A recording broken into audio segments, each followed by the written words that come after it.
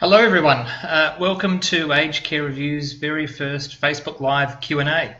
How exciting, fantastic. So my name's Ken, I'm one of the co-founders of Aged Care Reviews and I'm coming to you tonight from our brand new office in Sanctuary Cove in Queensland. We just moved in today, so very exciting for our team, been a big day. So first of all, a little bit of background about Aged Care Reviews. The platform was founded in 2013 after an experience I had with one of my family members placing them into aged care, and our co-founder Andrew had with placing one of his family members into aged care. And both of us separately came to the realisation that families needed to have a bit more information when placing a loved one into aged care. So from that, the concept of Aged Care Reviews was born. We basically let families post about their experiences, provide a review about how they found aged care for their family member or for themselves, and obviously let other family members read those reviews to help inform their decision making. So why we're doing this Facebook Live Q&A tonight. So since 2013, we've spoken with thousands of families, we've read thousands of reviews. And similar questions keep coming up. So we believe that aged care doesn't have to be difficult, time-consuming and stressful, that it can be made easier, and that we can help to demystify the process. So that's why we're doing this session tonight. I'll be answering 6 common questions that relate to 2 areas in particular about aged care that confuses a lot of families, to be frank. The first area is about how aged care works. And more particularly about the government processes involved. The second area is to do with aged care fees and charges. So how does this work? Basically it's an interactive session, so I would invite you, if you've got a question, a comment, to post your question in the dialogue box to the right, type out your question, and I'll do my very best to answer it as we go along. Equally, if you think this topic would be interesting to your Facebook network, then please do share this live stream with your Facebook network so that your friends and family members can equally get some value out of this topic. You can share this video by clicking the share button, which should be located just under the video. As I said, my name is Ken. I'm one of the co-founders of Aged Care Reviews, and this is our Facebook Live Q&A session. Just as a bit of a note, everything I'll be talking about tonight is covered in our 7-step guide to aged care entry, which is a free publication that we provide to families. If you'd like a copy of that, please email me at ken, at agedcarereviews.com.au.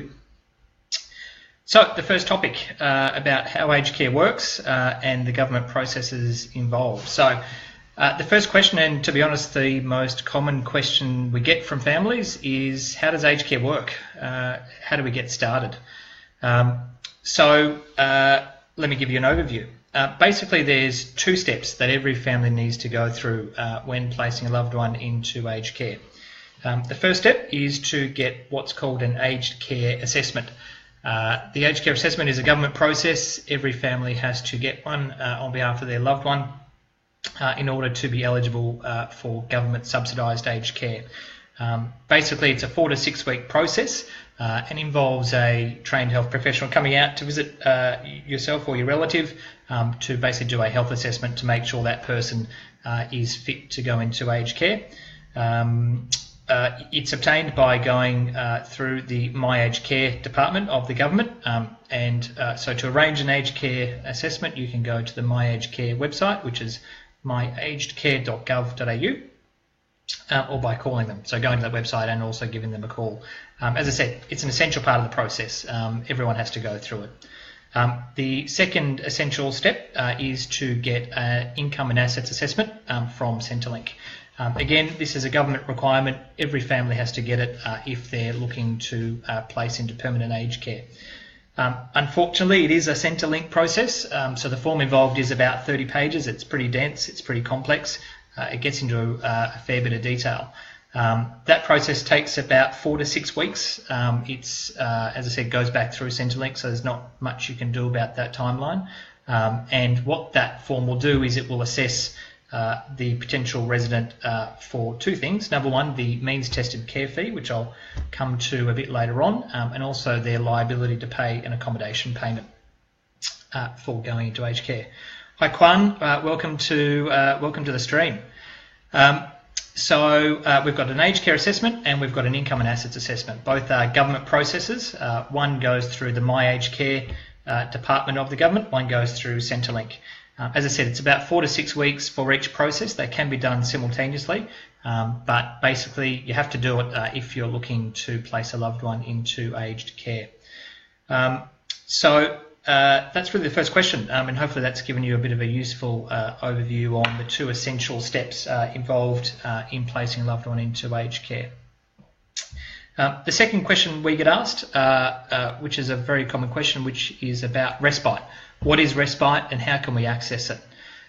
So respite basically is a short-term stay in an aged care facility. It's often used by a family to give a break to a carer, who can often be a family member or a spouse. So the government subsidises 63 days of respite per year for someone who is eligible for respite. In order to be eligible, again, it's another government process, unfortunately, and will involve getting the aged care assessment that I spoke about before. However, you don't need to get the Centrelink income and assets assessment. Most aged care facilities around Australia will allow a resident in to do a respite stay for that duration. So, as I said, the key step is to get an aged care assessment done. And to find a facility that will accommodate the dates on which you're looking for the respite stay. So quick view out there to all of you streaming in. Thumbs up if you've used respite in the last year for yourself or a loved one. Just waiting to see any responses. Feel free to type that into the comment box. Not many people by the looks of it. All right. So as I said, my name's Ken. I'm one of the co-founders of Aged Care Reviews. This is our very first Facebook Live Q&A session. So really what we're trying to do here is to help demystify aged care, help really explain some of the key concepts involved and hopefully answer your questions. So if you've got a question, feel free to pop it into the comments box. I'll do my very best to answer it. And also, as I said, everything I'm going through tonight is also covered in our 7-step guide to aged care entry, which is a free publication that we give out, 7 steps over 7 pages. So to get a copy of that, email me at ken@agedcarereviews.com.au. So the next topic I wanted to talk about was aged care finances, and it probably won't be hugely surprising to know that most families are pretty concerned with the financial aspect of aged care. So the next question is, how much does aged care cost? That's really a pretty core question we get asked a lot. Unfortunately, the answer is it depends. So let me break that down a bit more for you. So there's basically 4 types of fees involved in aged care, and I'll run through each of them quickly for you. So the first type of fee is what's called a basic daily care fee. That is a fee that everyone has to pay, every resident who goes into aged care has to pay, regardless of their means, regardless of their income and assets. That is, at the moment, it's $49 per day, and it has to be paid, as I said, by all residents going into aged care. The second type of fee is what's called a means-tested care fee. Now, the liability for a means-tested care fee will come from the Centrelink form that I spoke about previously, the income and assets assessment. But basically what Centrelink does is it looks at someone's income and assets and determines whether they should pay an additional means-tested fee on top of the basic daily care fee. The maximum for that is $26,000 a year, so that's the most someone can be asked to pay in the means-tested care fee. The third type of fee is what's called an accommodation payment. And this is where it gets a little bit confusing. So bear with me. If you've got a question or you'd like me to repeat, just pop a comment into the comment box there. So the accommodation payment will be have to be paid if someone has assets over $47,000. That'll be a partial accommodation payment. Or if someone has assets over $162,000, they'll have to pay a full accommodation payment. Now, the accommodation payment can be paid in a number of different ways. The first and most common way is as a lump sum bond. So that's what most people who come into aged care understand as the bond. It's the lump sum payment for an accommodation payment. It's also known as a RAD, or a refundable accommodation deposit. So that's the first way that the accommodation payment can be paid. The second way is as a daily fee, which is linked to the value of the RAD. So when you're going around having a look at aged care facilities, you'll see different rooms have different published RADs, or refundable accommodation deposits, and the value of the daily fee is also tied to the value of that refundable accommodation deposit. The fourth type of fee is what's called an extra service fee. So this is an additional fee over on top of the fees that the government sets out, which can be used for things like Foxtel or wine with meals or things like that. So obviously a family has to agree to pay that fee. That's all very complicated. I'm not here to give financial advice, obviously. We do, as an organisation, however, have a offer for our website members who can access a free 30-minute phone consultation with a group called Morgan's Financial, who are aged care financial advice specialists. So again, if you'd like access to that, feel free to email me at ken@agedcarereviews.com.au. So before I sort of go on from there, keen to see if anyone has any specific questions on how fees work in aged care. Feel free just to ping a comment into the comment box, and as I said, I'll do my very best to be able to answer that. The next question we often get asked is, do we have to pay a bond? Do we have to pay a RAD? Now, the answer to this is, as I've already hinted, a little bit complex, but in overview, if a potential resident of aged care has assets over $47,000, then they'll be asked to pay a partial RAD or bond, or if they have assets over $162,000, they will be asked to pay a full RAD or bond.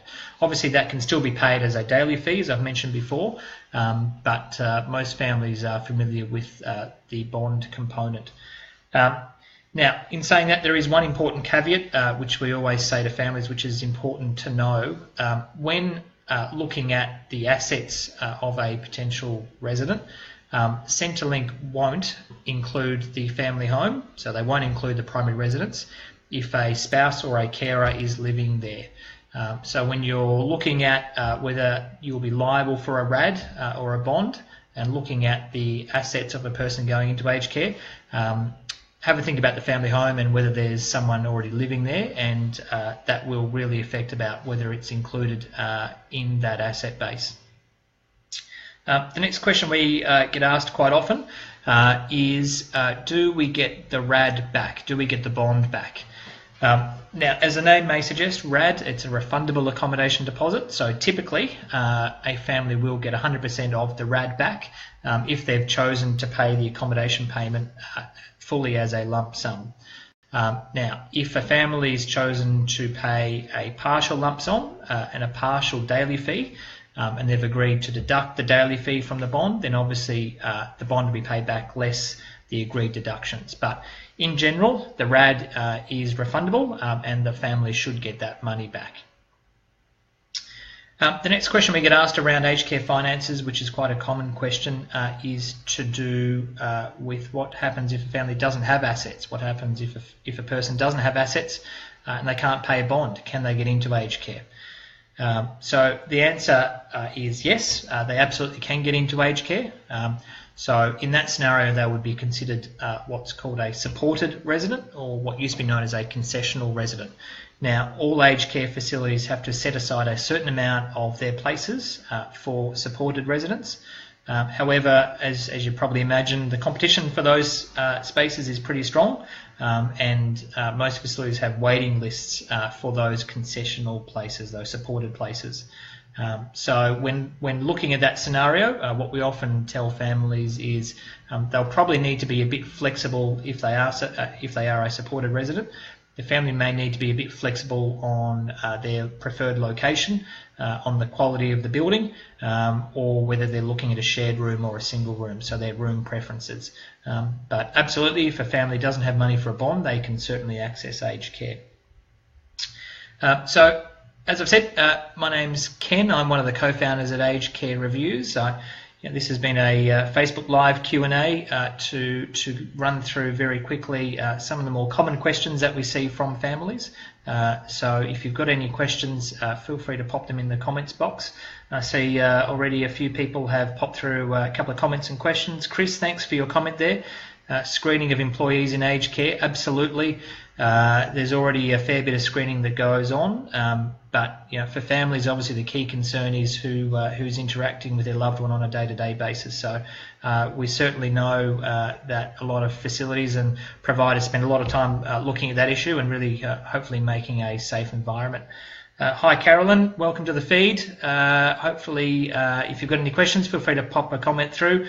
I've covered a fair few already, but happy to answer your question. And Anthea, absolutely, it's confusing, it's overwhelming. We absolutely feel for you. That's why we got into this space. That was my experience. That was the experience of our co-founder. G'day Bayer, thanks for joining us.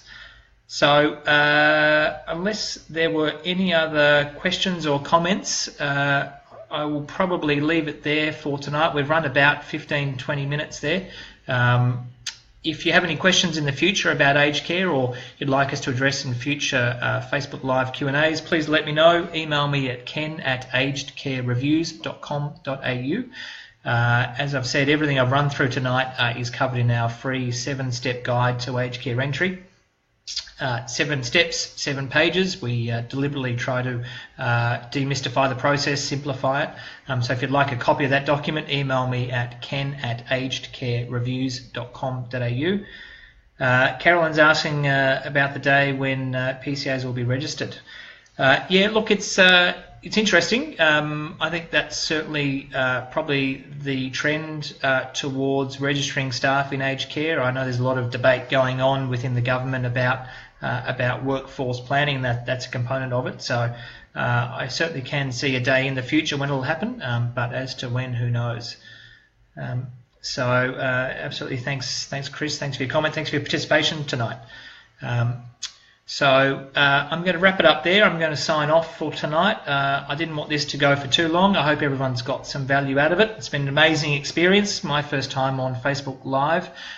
So we certainly plan to do a lot more of these events in the future, answering your questions, hopefully delivering some value, demystifying the process, simplifying the process for families. So don't forget to share this with your family or friends who may be going through the experience. And as already a few of our commenters have said, it's a complicated process. So anything we can do to help your family and your friends, we would love to do that. So thanks very much for tuning in, and good night from the Gold Coast. Thanks everyone.